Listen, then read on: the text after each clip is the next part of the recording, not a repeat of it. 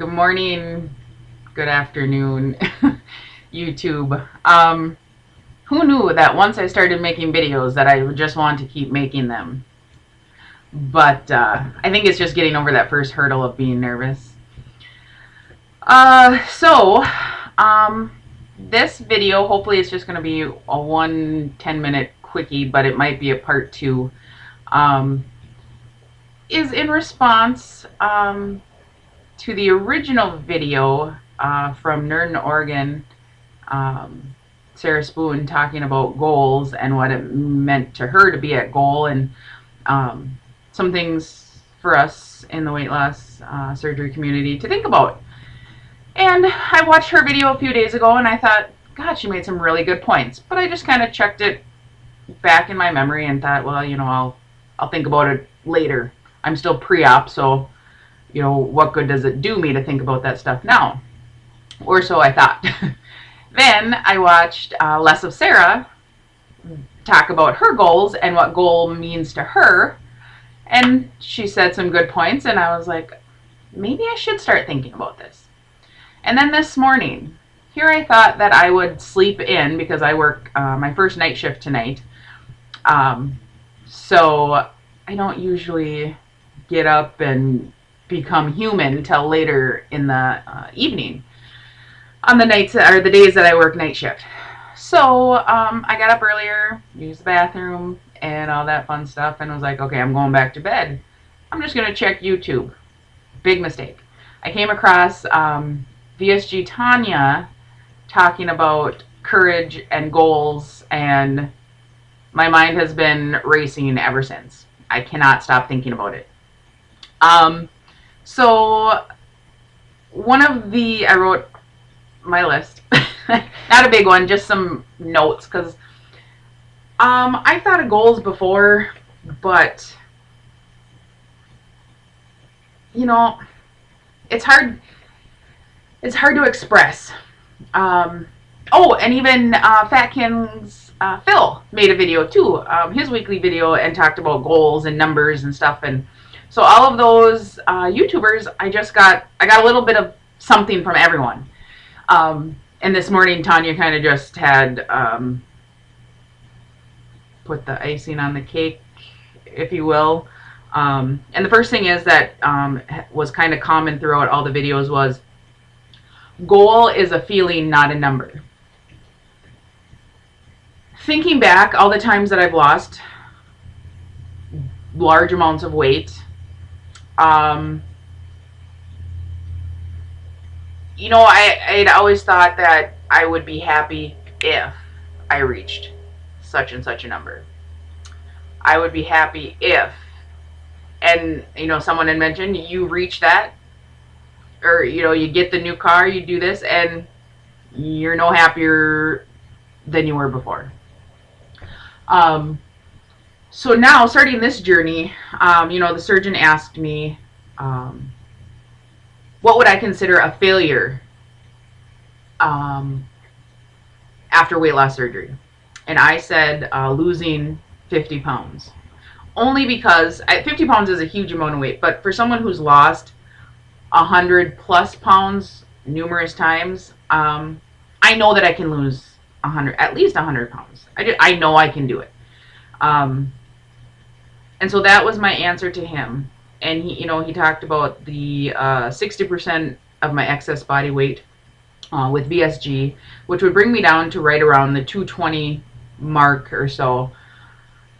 And never in my wildest dreams would I ever have thought that I would be happy, content at 220.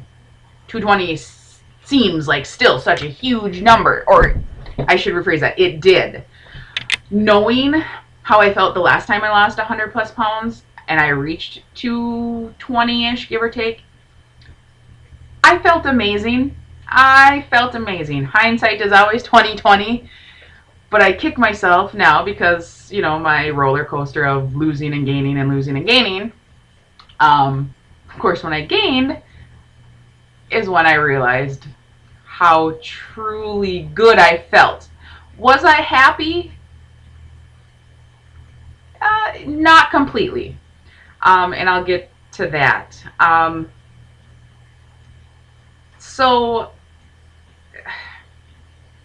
I do have an ultimate goal number, even if I see it for just one day. And that number for me personally is 199. I know a lot of people say that, and it's because they want to hit Wonderland. You know, to be in the 100s would be amazing, and everyone has different reasons for wanting to hit, you know, certain numbers on the scale. For me, it's because of that traumatic experience in 6th grade at the age of 11 or 12 that I seen 201 on the scale.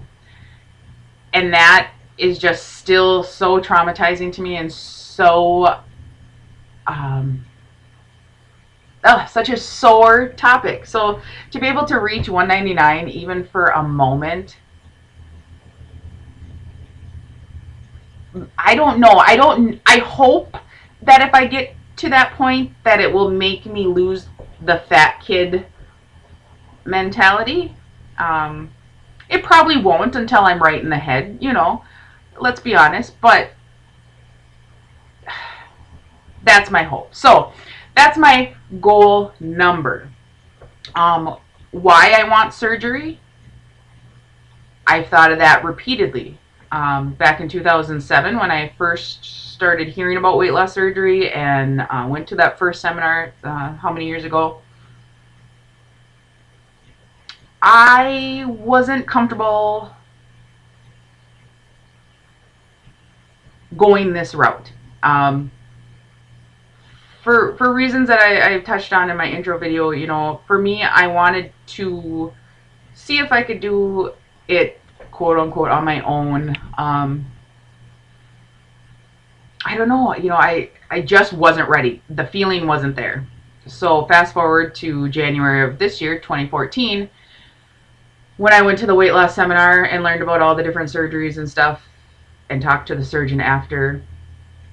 Like I said, it was a light bulb moment. And I'm gonna get a little emotional, I think. And there's no, is this a feels video? I don't know. Possibly. It felt right. It feels like Dr. Bettendorf said, it could be my missing puzzle piece. And I'll touch on the puzzle piece analogy in a moment. Yeah, so I'm having surgery was more of a feeling that it was right. Like others have said, I want to be healthier. I want to be around for my daughter for a long time, not just to get her through to adulthood. I want to be around for a while. So there's the health aspect. There's the feeling good in my own skin aspect. For the most part, I've always been a pretty confident person, and I think that's partly because of the people I surround myself with. My friends and family, always, well, a few exceptions, but boost my ego, my mood, my everything. So without them, I would be lost. And I